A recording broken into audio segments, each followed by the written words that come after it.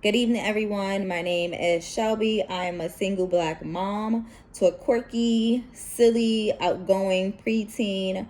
And this evening, I quickly wanted to touch upon the topic of the narratives that society and America have placed upon single parents, specifically single Black moms, and what that looks like. And so when you think about the narratives that sometimes we battle with being, I guess, like labeled in and placed under an umbrella, right? You think about fatigueness, you think about guilt, you think about financial strains and stressors, you think about the academic or achievement gaps that parents may have in the educational system, as well as our children may then face. You think or you hear, oh, they must be on welfare. Or you think about they must have done something wrong to be a single Black parent. But you don't hear about the positives that come with that. You don't hear or think about the great things and the success stories that sometimes these single parents come with. And so personally, yes, these are some of the things that we may deal with. But I guess my bigger question or my bigger why is this? What are some of the resources that are put in place so that single Black parents or single parents in general, especially moms, are not having to face?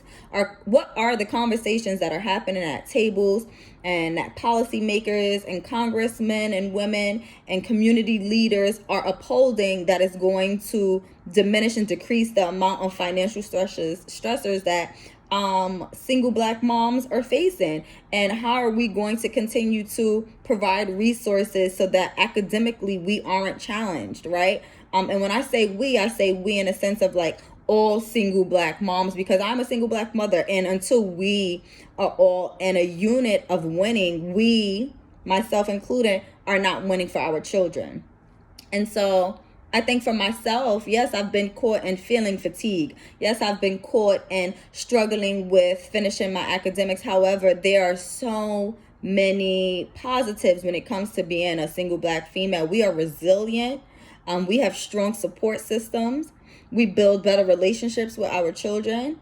And statistics also show that we are in a household of achieving higher education. I myself have obtained a bachelor's and a master's being a single parent as a teenager. And so I think that reframing conversations and rephrasing the narrative so that they aren't a negative stigma, but they are a conversation that we're bringing more to light to bring awareness to the situation so that more single mothers can feel comfortable to speak about this, and so that the problems can decrease as opposed to rise more, especially now that we're in the midst of a pandemic or so many people have facing and battling obstacles and challenges coming out of the pandemic.